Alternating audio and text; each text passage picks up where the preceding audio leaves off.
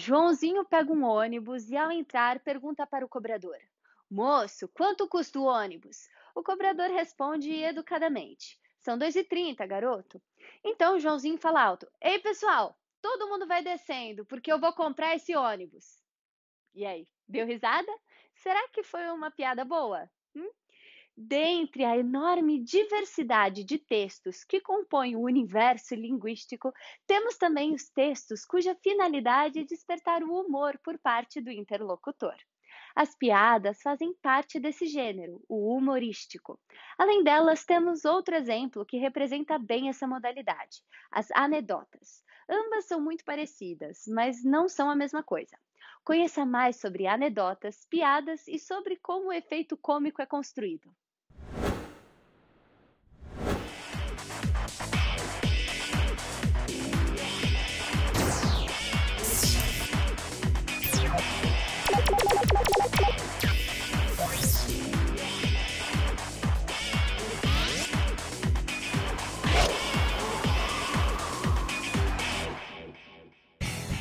Mas hoje vamos falar de um super-herói diferente. Ele tem o superpoder de nos fazer rir. Em vez de máscara e capa, sua marca registrada é uma cueca. Se liga, porque em bom português é tempo de estudar.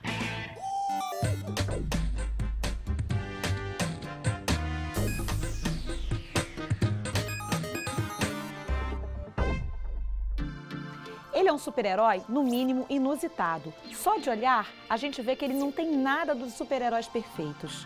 O Capitão Cueca foi criado como uma história em quadrinhos pelo americano David Pilkey e depois virou filme.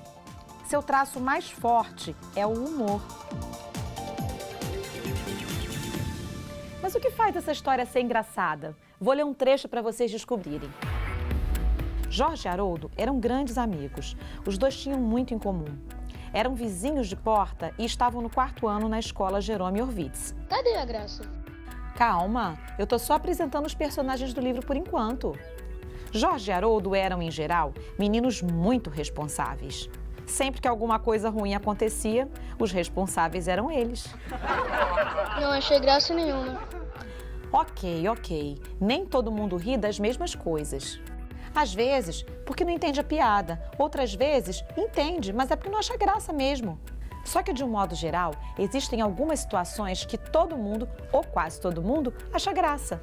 O humor costuma estar na quebra de uma expectativa, que é quando a gente espera que aconteça alguma coisa, mas acontece outra, completamente diferente.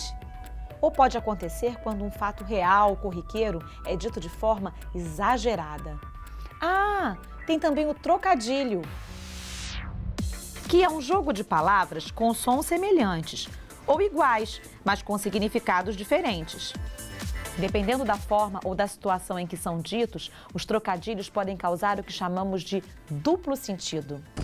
É o caso da velha piada do é pra ver ou pra comer. Lembram? Todo mundo tem um tio que faz essa piada quando a sobremesa é o bendito pavê. Tem ou não tem? Ô, piadinha velha e sem graça. O trocadilho também pode ser feito com uma palavra que tem mais de um significado. Como na nossa história, quando o autor brinca com os dois sentidos do termo responsáveis. O sentido de pessoa disciplinada, cumpridora de suas obrigações. E o sentido de culpado por algo. Vou ler de novo para todo mundo ver, até para quem não riu da piada da primeira vez. Jorge e Haroldo eram, em geral, meninos muito responsáveis. Sempre que alguma coisa ruim acontecia, os responsáveis eram eles. Quando lemos a primeira frase, pensamos que os meninos são responsáveis porque eles costumam cumprir seus deveres. Lendo a segunda frase, concluímos que, na verdade, eles são responsáveis sim, mas no sentido de culpados por tudo que acontece de ruim. Aí que tá a graça. Ah, agora eu entendi. Antes tarde do que nunca. Vamos voltar para a história? Jorge e Haroldo passavam tardes inteiras escrevendo e desenhando as aventuras em quadrinhos do Capitão Cueca. Ele era o super-herói mais legal de todos os tempos. Repararam que no livro tem uma história dentro da história? Legal, né? Se você quiser conhecer mais as aventuras do Capitão Cueca, Fica a dica. Tenho certeza de que você vai se divertir muito. E por aqui também temos HQs brasileiras. A clássica Turma da Mônica, todo mundo conhece. E da Mãe Joana, já ouviu falar? Ela foi criada pela carioca Clara Gomes e usa o humor para fazer várias críticas. Leia a tirinha. Reparem que a quebra de expectativa dá graça na tirinha. Certamente você não imaginava que ela fosse terminar assim, não é? Outros textos que são cheios de humor são os memes, criados por usuários das redes sociais. Mas alguns vão além, são irônicos. Você sabe o que é ironia? É falar uma coisa querendo dizer outra. Como assim? É mais ou menos quando a sua mãe entra no seu quarto, tá uma bagunça danada e ela diz: "Que bonito!" Você sabe muito bem que ela não tá achando nada bonito ali, né? Ela fala uma coisa querendo dizer outra. Mesmo assim, você entende e se prepara para a bronca. A ironia, geralmente, é uma crítica meio disfarçada. Como esse meme aqui, olha. Pergunta irada. Você sabe o que é um gibi? Gibi é o mesmo que revista em quadrinhos.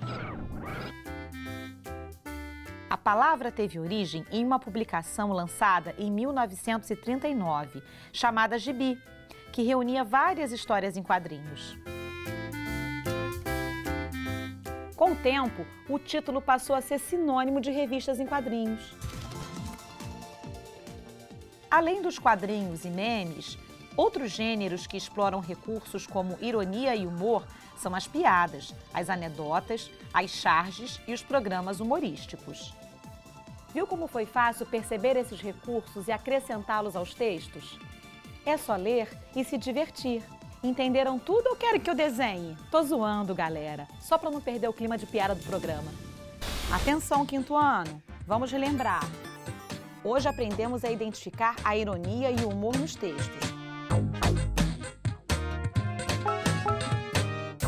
Vimos também como os jogos de palavras ou trocadilhos podem criar situações engraçadas e que muito do humor está presente na forma como dizemos ou escrevemos um texto.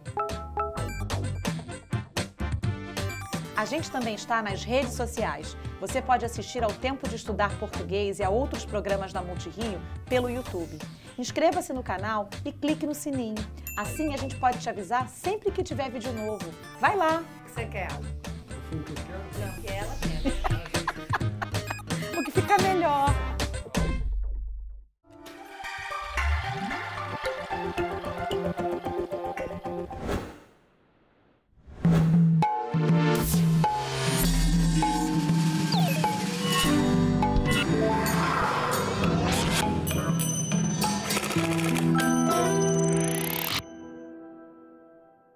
A força do humor brasileiro está na irreverência, no sarcasmo e no cinismo. Ele é transgressor por natureza e, por isso, vive as turras com o politicamente correto. E é para rir desse assunto que está aqui com a gente o escritor, humorista e ator Hélio de la Penha. Querido, muito bem-vindo. Prazer estar aqui contigo também, Rafael. Sou teu fã também. Somos fãs um do outro, então a gente já está aqui. Que bom, que bom. E é engraçado que cada um na sua área, né? Você no humor, que eu invejo, tenho uma inveja de quem faz humor. E eu invejo justamente quem faz romance policial. Policial, né? Então a gente tem essa coisa. E temos uma mesma origem no Colégio São Bento. Isso, a gente não pode falar o programa inteiro disso, mas a gente tem que falar desse assunto. Muito bom.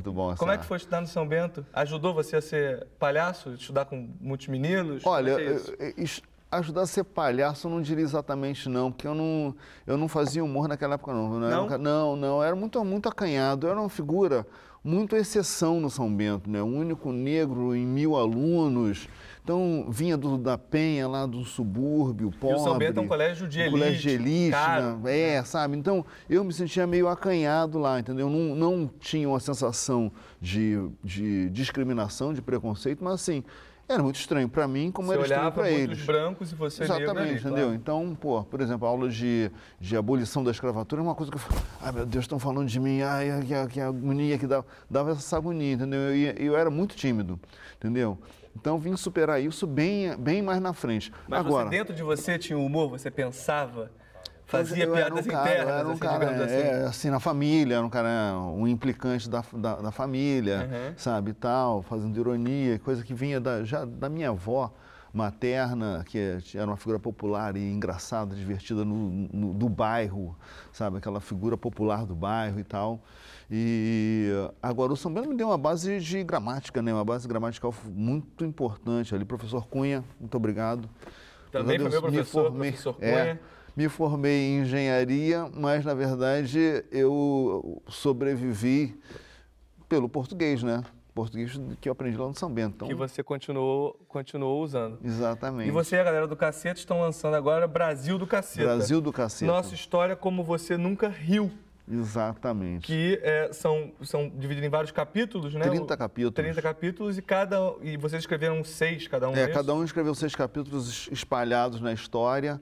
O Brasil é uma piada pronta. Então, a história do Brasil já é uma piada, né? Então a gente só botou no papel, assim, só deu mais cores às piadas que existem já na nossa história. E um dos capítulos que você escreve é justamente sobre escravos. Exatamente. Eu escrevo 2 capítulos aí, sobre a escravidão e sobre a abolição da escravatura. O que não deixa de ser curioso na medida, né, que você é negro, você teve essa vivência de estar lá no São Bento sendo o único negro. Exato. Como é que você enfrenta essa questão assim, do politicamente correto, do que pode ser dito, do que não pode ser dito? Foi assim, no caso desses 2 capítulos, foi uma coisa muito delicada para mim, né, de imaginar fazer humor com um tema tão sério, um sofrimento tão forte, tão pesado, né, e que geralmente inclusive é mal estudado, mal interpretado e tudo. Então você ainda por cima fazer uma piada, eu fiquei assim, bom, de que ângulo que eu posso pegar isso para ficar uma coisa bacana, divertida e que eu tenho orgulho. Então eu pensei mais na coisa da ironia, da mesma ironia que perpetua o racismo, né? Sabe, eu não sou tão racista assim, eu tenho um amigo preto. Até um amigo, tem até amigo que eu conheço gente que é racista e tal. Eu tenho um funcionário negro que eu adoro, gosto muito de jogar bola com ele, sabe, essas coisas assim.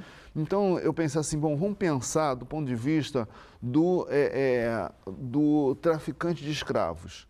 Aí eu pensei, acho que é do Fernandinho Ultramar, o maior traficante de escravos do Brasil, e ele se defendendo, dizendo que não era nada daquilo. Na verdade, ele tinha uma agência de turismo que fazia o turismo da África para o Brasil. Para conhecer o Nordeste. Conhecer o Nordeste e tal, conhecer o interior do país. A CVC atrapalhou horrores o negócio dele. Entendeu? Sabe? E aí alguns turistas não queriam vir, mas eles forçavam mesmo assim, porque as pessoas, enfim, muito atrasadas, não queriam conhecer novos países, novos horizontes. Então, eu tentei criar, assim, essa brincadeira, dizendo que, na verdade, ele estava fazendo um favor para os negros de trazer eles para cá para conhecer um outro lugar. Mas aí que tá, quando a gente pensa em humor, né? Eu mesmo, nas poucas coisas que escrevo que tem humor, eu fico com medo danado da repercussão, né? Porque hoje em dia você tem uma pressão de todos os lados, você dá um passinho para cá, falou besteira, um grupo te ataca. Como é que é escrever um livro como esse, em que, a meu ver, você trata de temas frágeis? Todos nós tratamos com isso? Como é que é isso? Todos nós tratamos de temas aí... Que faz parte do humor, né? Não tem mas, jeito. assim, eu não acho que a preocupação, eu acho que é muito... Antes de você começar a trabalhar, entendeu? Quando você começa a trabalhar, você chega uma hora que fala assim, cara, não dá. Não dá para eu ficar preso nessas amarras aí, entendeu? Vamos embora, vamos fazer o que a gente gosta de fazer, que é fazer a piada, e a piada ela não pode ter esse tipo de restrição, entendeu? Porque, assim, o humor levado a sério vai ter problema, sabe? Vai ter uma vítima, vai ter, enfim... Sabe, as pessoas adoram rir de vídeo cacetado, mas se você pensar que, tem uma pessoa que pode estar se machucando, isso aqui e tal, então você... Mas as pessoas continuam rindo, né? É que o humor trabalha muito com o tipo, né? Inevitavelmente. Exatamente. Né? Você tem o negro, a loura, o português, né? E assim vai. Tem muita coisa assim. E agora tudo virou debate, né? Ou seja... aí você tem que, na verdade, você tem que ir encontrando formas de fazer, formas mais atuais de fazer isso, né? Então, o fato assim de você, numa questão racial, você, em vez de você sacanear o escravo, você sacanear o dono do escravo... Já muda tudo. Já muda tudo, entendeu? Claro. Não, o teu como alvo o poderoso e não o oprimido, né? E é interessante isso, porque o humor também serve muito a fazer crítica social, né? Você aqui tem, no seu texto desse capítulo referente aos escravizados no Brasil, você fala que, com o tempo, o número de mulheres importadas da África aumentou e boa parte delas era encaminhada para a casa grande, onde serviam as madames.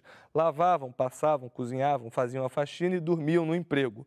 Nada muito diferente de hoje em dia. Exatamente. Né? Ou seja, você também tem esse lugar da crítica social. O humor serve a isso também, né? Foi curioso. Assim como no capítulo da abolição também, que... Bom, enfim, foi proclamada a abolição da escravidão e o que aconteceu com os caras, né? Bom, agora vocês estão livres para buscar novas oportunidades no mercado. Sem preparação, sem nada, entendeu? Sem um pedaço de terra. Se vira aí, entendeu? Não, mas eu prefiro ficar aqui. Bom, então aqui você vai ter que pagar um aluguel. E assim começa. E assim começa a história, né? Então, a gente tem a gente vê que o que a gente vive hoje tem muita raiz lá atrás, né, no nosso passado, desde o começo, desde quando a gente começou, essa história do descobrimento do Brasil e de mandar os degredados para cá, um lugar que ninguém queria, e o governo de Portugal dando terra para quem quisesse vir, tudo, e ninguém queria vir, enfim. E como você enxerga o humor feito hoje? Porque o humor mudou, né? Ou seja, eu cresci vendo você e os Cacetas na televisão, fazendo ironia com a novela, com a política, com tudo, né? Com uma pertinência incrível. E depois de um tempo parece que o humor hoje é outro. Né? Ou seja, ou não, estou enganado. Não, eu acho que tem internet veio também muito forte, né? Veio com os muito canais. forte e tal. Você tem hoje menos um humor menos político, digamos assim. Você tem menos menos escrachado também, eu acho. Ou não? Eu acho que ele foi para o comportamento, né? Ele ficou escrachado no comportamento, na linguagem, enfim, sabe, mais palavrão, tal, né? Ficou mais tem esse tipo de liberdade. Mas ele se aproximou muito mais assim do cotidiano, do dia a dia, a coisa da observação do humorista de stand-up, entendeu?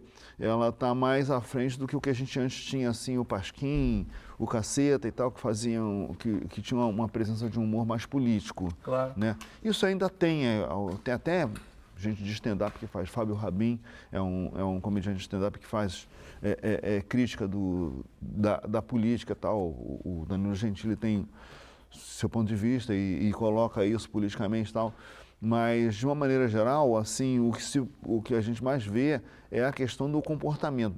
Mas perde pertinência, eu acho. Ou seja, vocês tinham uma coisa que eu gosto muito, que é justamente isso, essa pertinência em relação à política. Você, às vezes, eu lembro que você assistia a notícia no Jornal Nacional e logo depois o Caceta comentava a notícia. Eu falava até que tinha gente que só assistia o Jornal Nacional para entender as piadas do Caceta. Assim que é muito bom. Exatamente. A internet abriu uma janela importante para o humor. O Porta dos Fundos é um exemplo disso, como a gente já falou aqui. Afinal, qual é a importância da web no humor atual? Tem uma curiosidade, assim, a internet ela é muito presente na consolidação desse tipo novo de humor, né, da comédia stand-up. Toda geração de humor, todo movimento tem uma espécie de motivação. A nossa eram pessoas que queriam fazer humor novo. Novo no sentido de mudar os assuntos que estavam sendo falados. A comédia stand-up, embora o termo seja americano, ela é sempre muito local, porque ela fala do que está acontecendo. Ela é muito local, ela é muito instantânea.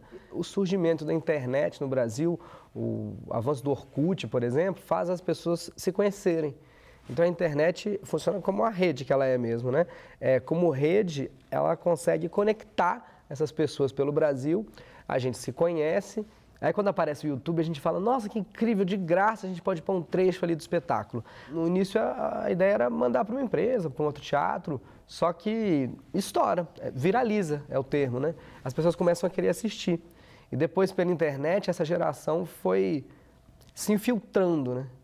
Por bem ou por mal, queiram ou não. Tem muita mídia tradicional que acho que torcia o nariz um pouco, talvez ainda torça, porque não deu a bênção para esses comediantes, sabe? Não abriu a porta para eles entrarem. Os 2 programas de talk show, a gente tem 3 talk shows, 2 hoje são apresentados por 2 comediantes stand-up, que vieram da internet. É lá que a gente estava, né? Antes da mídia contratar a gente, é lá que nós todos estávamos. Né? O humor também sempre teve uma certa urgência, né? Até no próprio Caceta vocês conseguiam fazer isso, de aparecer no jornal e depois já estar no programa comentando aquilo de uma maneira mais engraçada. Isso. Hoje em dia a internet permite isso em tempo quase real. Acontece a notícia, alguém vai lá, grava algum vídeo. Os memes, né? Os memes. São imediatos. Você tem uma notícia assim, já fica esperando, pode dar 15 minutos, vai ter um meme ali sobre aquele assunto. E você então sente que mudou a sua mesma maneira de fazer humor por causa dessas mudanças todas? Essas mudanças aí, elas foram acontecendo para a gente gradativamente. Só que o trabalho na televisão era muito intenso, porque a gente era ator e autor, então a gente não tinha muito tempo para se dedicar àquilo. Então a gente foi mais dando ênfase na televisão e foi deixando um pouco de lado, e a gente está retomando agora. Mas realmente a internet... Retomando como? Retomando, a gente tem um canal Caceta Planeta no YouTube. Que legal. Tá? Então a gente está fazendo isso. E o que acontece hoje, assim, que eu vejo inclusive que esse conteúdo de piada sobre costumes, sobre, enfim, a sociedade e tal. Porque o humorista é um observador dos costumes, né? Ele tem ele dura mais do que você falar de uma notícia de ontem. E o que acontece é que um esquete que fala sobre, sei lá, um problema, um corno... Sobre casamento, sobre relacionamento, sei lá, é uma coisa que você assiste hoje, assiste daqui a amanhã, daqui a 2 anos, 3 anos, está a mesma coisa. Ainda que mude, talvez, a visão sobre esses assuntos, porque mas cada vez mais está, né? Está lá, mas mesmo durante um período que essa visão está presente, está lá. Você falar de uma notícia de ontem, você, daqui a 1 mês, 2 meses, você não vai ficar vendo aquele coisa. Então, o resultado daquele vídeo, um vídeo de atualidade, ele acaba tendo um vencimento. Um prazo de validade, né? Então, eu acho que a internet, ela acaba reforçando até por essa questão essas observações do dia a dia, do cotidiano, do que... Para que dure mais tempo. Exatamente. E o brasileiro tem uma capacidade incrível de rir de si mesmo, né? A gente sofre as maiores desgraças possíveis e imaginárias na política, na economia, e a gente faz piada, né? Exatamente. É comum isso, né? É ótimo. Pelo menos se diverte, né? Ganha pouco, mas se diverte. Sofre, mas se diverte, né?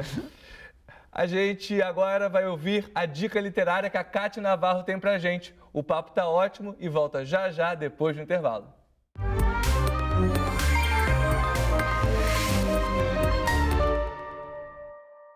É preciso bom humor para a gente encarar as novidades do século XXI, principalmente quem está no canal do YouTube fazendo muita gente rir. É o caso, por exemplo, de Raoni Phillips, que tem a sua personagem Dani. Ele criou a partir de imagens, de pequenas historinhas, episódios no YouTube e depois escreveu esse livro aqui. Eu vou ler um trechinho para vocês dos pensamentos dessa Dani, que chegam até a ser engraçados, porque parece com o que a gente pensa no nosso cotidiano. É horrível pensar que a gente malha, faz dieta, tenta emagrecer ou engordar, cuida da pele, do cabelo, para um dia ficar flácida, com rugas e cabelo branco. Eu mesma já decidi que vou me congelar com 32 anos para preservar o meu corpo até que a tecnologia e a ciência avancem e nós possamos manter para sempre a aparência de uma boneca. O que vocês acham disso? Vocês iam gostar de congelar nessa idade e ficar como verdadeiras bonecas ou bonecos? É para pensar. Ou será que é para rir?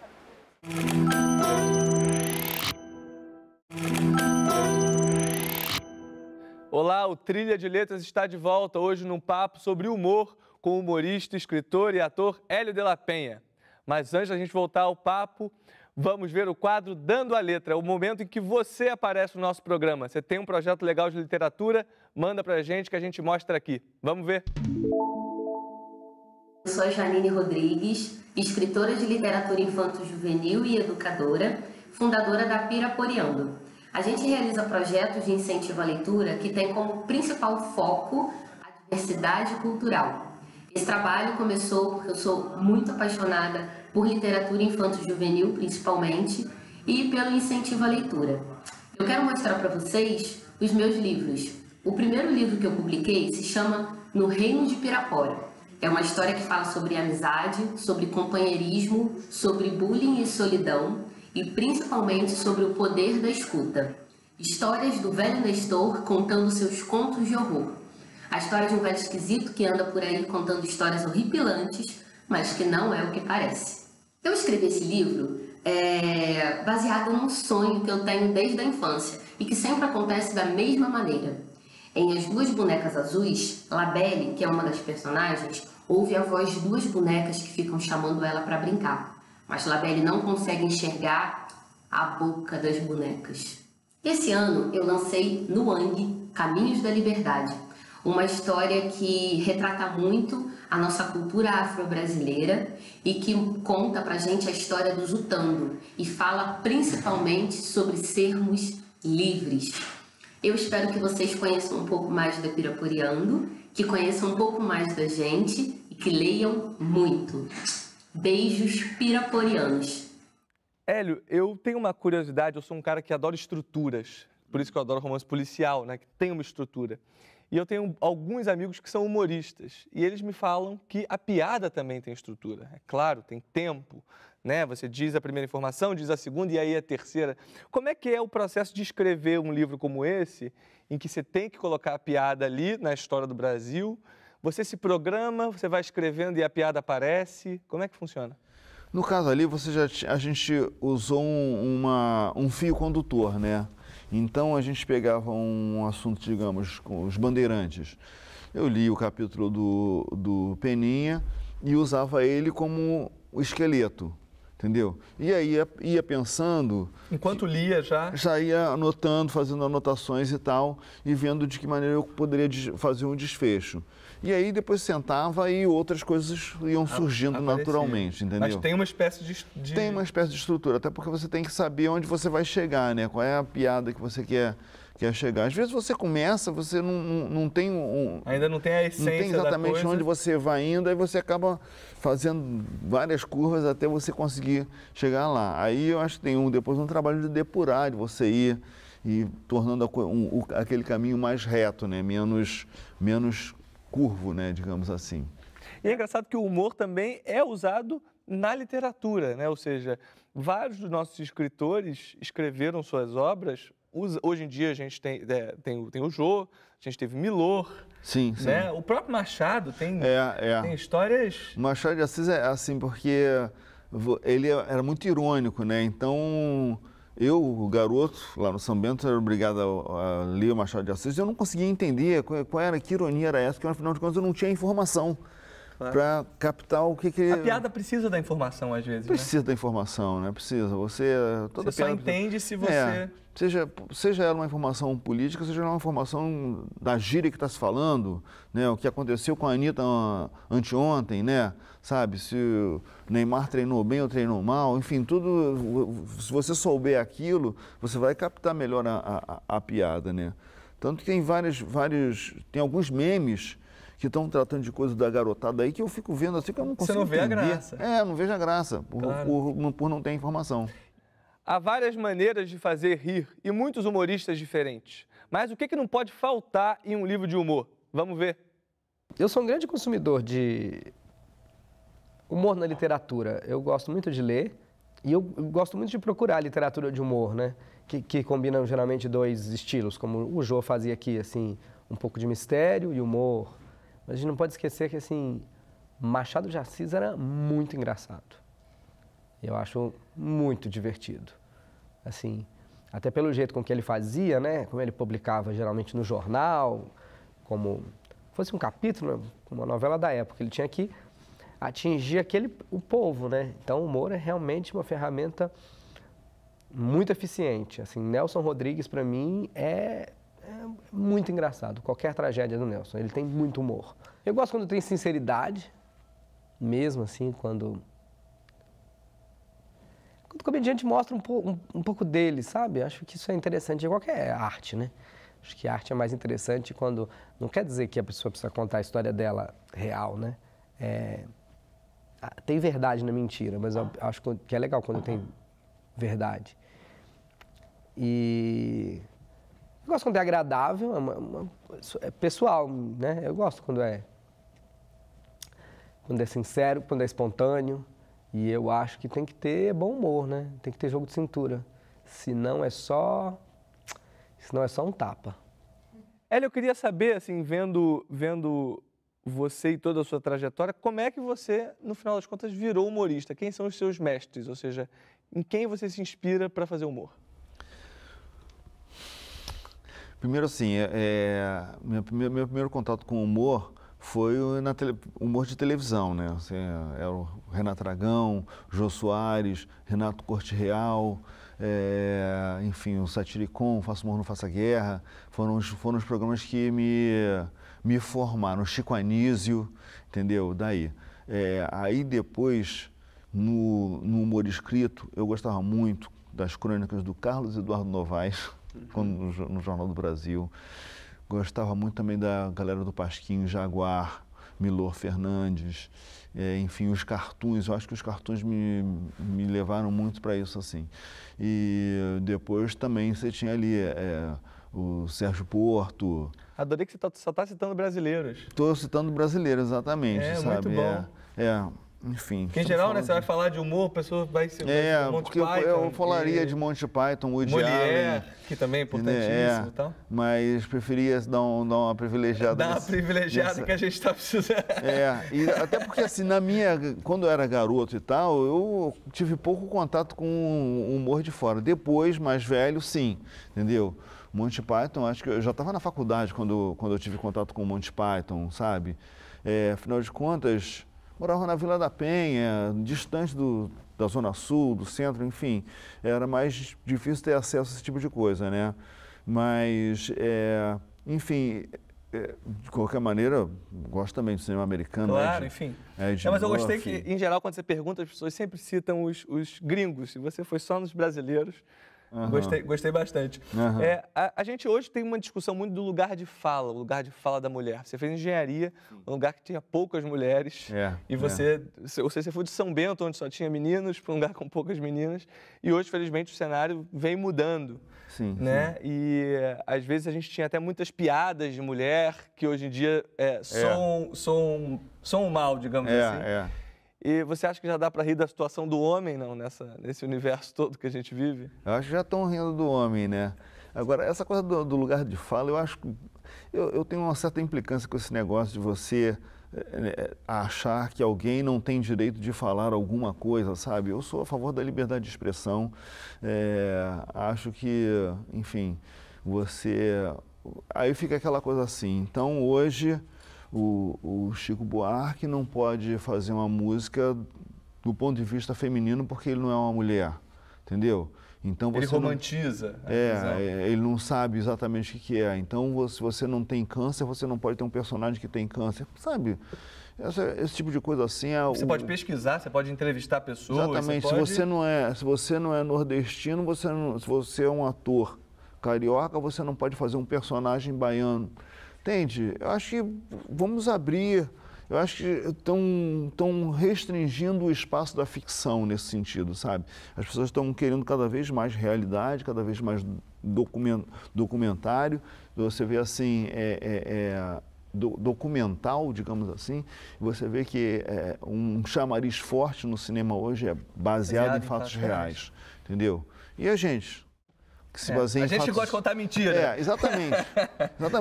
A gente ganha para contar mentira, não é verdade? Querido, infelizmente chegamos ao fim do programa. Bom. Obrigado pelo papo, foi ótimo. Isso, adorei. Espero que você continue a nos fazer rir. Legal. Agora no canal, nos livros. Exatamente. Que possamos rir muito. Brasil do caceta, gente, ó.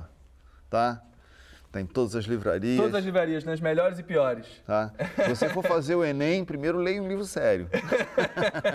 Porque eu vou ler esse, que é muito mais divertido. Exatamente. E aí vão errar algumas... Não sei se o cara se dá bem no Enem, não. Mas, enfim, vai se divertir com certeza. Obrigado vocês também aí pela sua audiência. Espero vocês na próxima semana com mais conversa e mais literatura. Trilha, o caminho da literatura, passa aqui na TV Brasil. Até mais.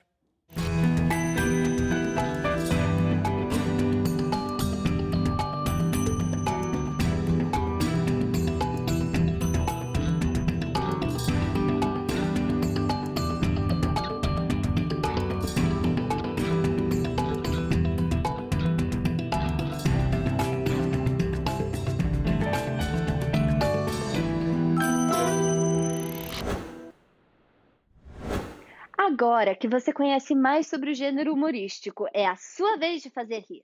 Que tal criar o seu próprio texto cômico? Pode ser uma anedota, piada ou até mesmo o seu próprio plano de stand-up? Que tal? Depois, apresente seus dotes cômicos para os seus amigos ou pessoas que moram com você. Não se esqueça de escolher um tema do seu repertório e do uso de efeitos de sentido. Vamos lá? Você está no caminho certo da produção do gênero humorístico se, primeiramente, definiu o tema e fez sua pesquisa sobre ele.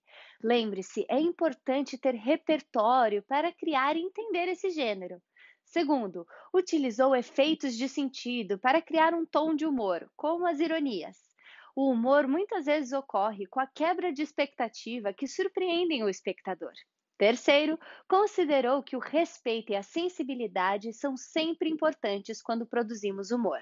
Sabendo disso, volte para sua produção e observe se todos esses elementos estão lá. Se for preciso, revise o seu texto. Veja se ele faz sentido, pense nas interpretações possíveis e pratique. Depois, que tal compartilhar seu projeto de humor com a comunidade do seu bairro, na sua escola, com seus amigos ou com as pessoas que moram com você? Ou quem sabe online? Para saber mais, basta apontar a câmera do seu celular para o QR Code que está na tela. Um beijo e até a próxima!